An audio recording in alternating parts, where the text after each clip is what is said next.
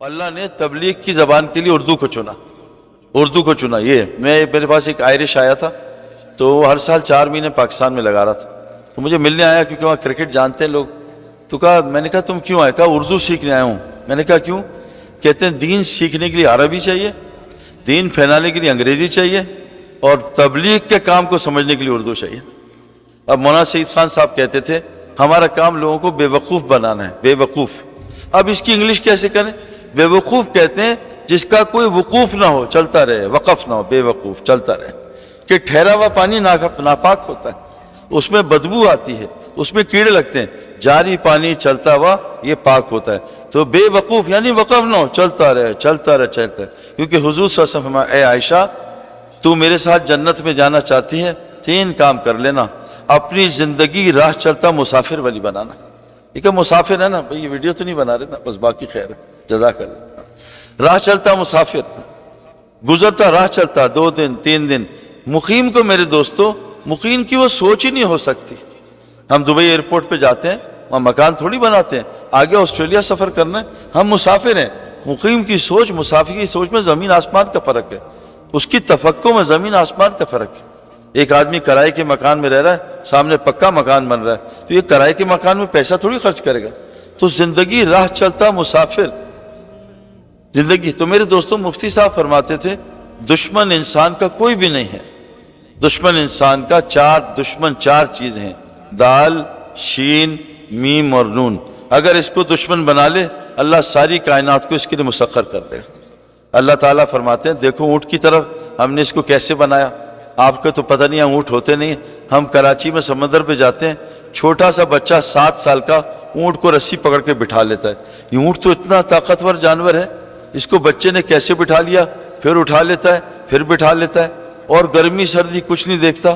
اللہ تعالیٰ کہتے ہیں دیکھو اونٹ کی طرف کہ کیسے ہم نے اس کو تمہارے لیے مسخر کیا. ہمارے ہاں ہم سفاری میں گئے افریقہ میں, تو دیکھا ہم نے ایک سفاری میں دیکھا کہ گائے نے شیر کو لات مار کے اڑا کے پھینکا. گائے میں اتنی طاقت ہے, میں نے آنکھوں سے شیر کو اڑتے دیکھا, وہ گئی اور مارا, بھاگ گئے شیر. تو ہمارا بچہ گائے سے کھیل رہا ہوتا ہے, اس کے نیچے بیٹھ کے دودھ پی رہا ہوتا ہے. تو اللہ کہتے ہیں جیسے یہ گائے اور اونٹ ہم نے تمہارے لیے مسخر کی ہے, ساری کائنات کو تمہارے لیے مسخر کرتے ہیں. تم 4 چیزوں کو دشمن بنا لو. سب سے پہلی چیز دال, دنیا کی محبت اللہ اور اس کے رسول سے زیادہ.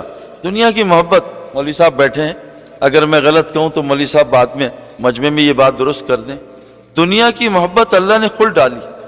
اللہ تعالیٰ فرماتے ہیں کہ یہ دنیا مال کے محبوب ہونے کے باوجود, مال کی محبت کے باوجود یہ خرچ کیا کرتے ہیں, ذوی القربى والیتامى والمساکین وابن السبیل والسائلین وفی الرقاب. مال کی محبت ہے تبھی تو امتحان ہے. لن تنالوا البر حتى تنفقوا مما تحبون. تم نیکی کے کامل درجے تک نہیں پہنچ سکتے جب تک اپنے پسندیدہ مال کو اللہ کے راستے میں خرچ نہ کرو.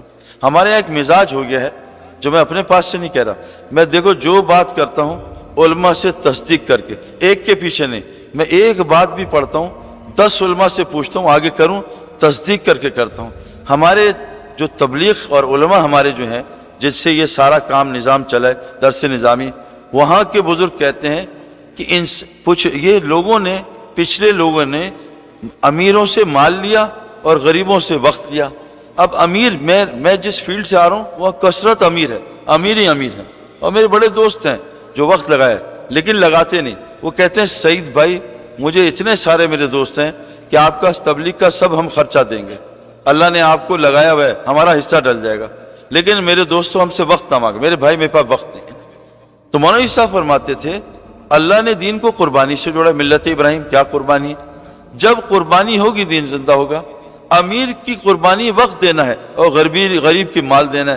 تم امیروں سے وقت لو, غریبوں سے مال دیکھو اللہ دنوں میں دین کو کیسے زندہ کرتا ہے.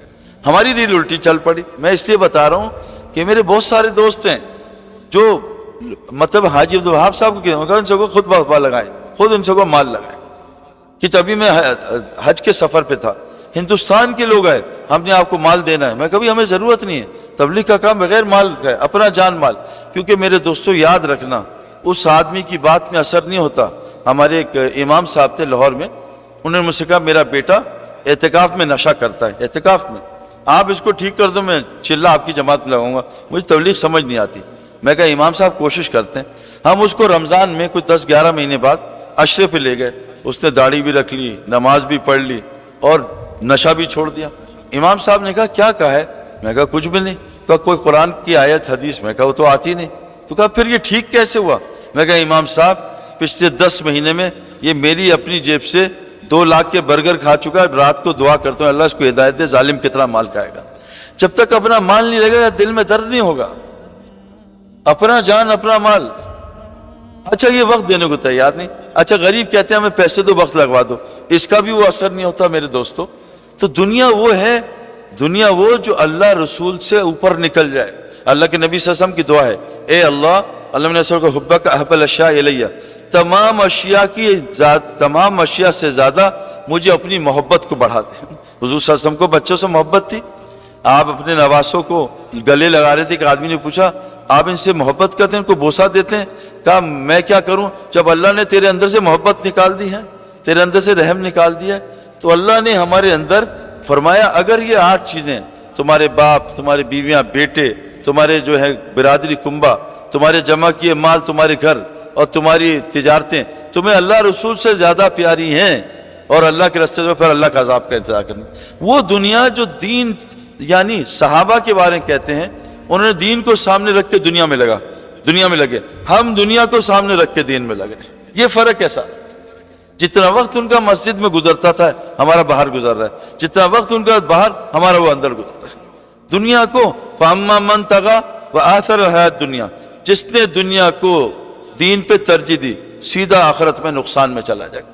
دین کو میرے دوستوں سامنے رکھ کے، صحابہ پہ جو فقر آیا، صحابہ کے اگر جو بھوک آئی، انہوں نے اللہ کو دین کو سامنے رکھا۔ کیوں کہ حضور صلی اللہ علیہ وسلم نے بتایا اس دین کے لیے اللہ نے انبیاء کا قتل ہوا ہے، اس دین کے لیے انبیاء کو آری سے جو ہے وہ شہید کیا گیا، اس دین کے لیے میرے دوستوں فرمایا حضرت آسیہ کو کیلوں سے ٹھوکا گیا، اس دین کے لیے 950 سال جو ہے اپنا نوح علیہ السلام نے تبلیغ کا کام کیا، اس دین کے لیے نوح علیہ السلام کے گھر میں کھانے کو کچھ نہیں ہوتا تھا۔ ابراہیم دیولا صاحب فرما رہے تھے 1 سال کا روزہ رکھتے تھے، پانی اور تھوڑا سا کھانا، روٹی نہیں ہوتی تھی۔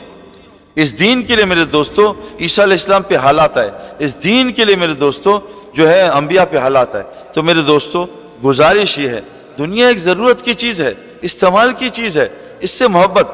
اللہ فرماتے ہیں والذین آمنوا اشد حب للہ، اللہ والے، ایمان والے کون ہیں؟ اللہ سے عشق کرتے ہیں، محبت ہے، عشق صرف اللہ سے جائز ہے۔ اردو میں دیکھو یہ بات سمجھ آ جاتی ہے، عشق ایک ہوتا ہے وہ اللہ سے جائز ہے، وہ اور کسی سے جائز نہیں ہے۔ فرمایا جس نے فرمایا حضور صلی اللہ علیہ وسلم فرمایا ایک دفعہ آپ جا رہے تھے، ایک مردہ بکری کچرے سے اٹھائی، مکھیاں بیٹھی تھیں، چھوٹے کان والی تھی، فرمایا اس بکری کو 1 دینار میں کون خریدے گا؟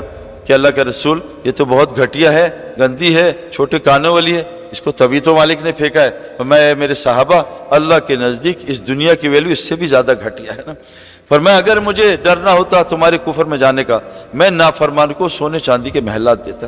اگر مجھے دنیا کی میرے نزدیک اتنی ویلیو ہوتی مچھر کا پر، میں کسی کافر کو ایک پانی کا گھونٹ نہ دیتا۔ میرے دوستو اللہ کی قسم میں اس دھوکے سے گزر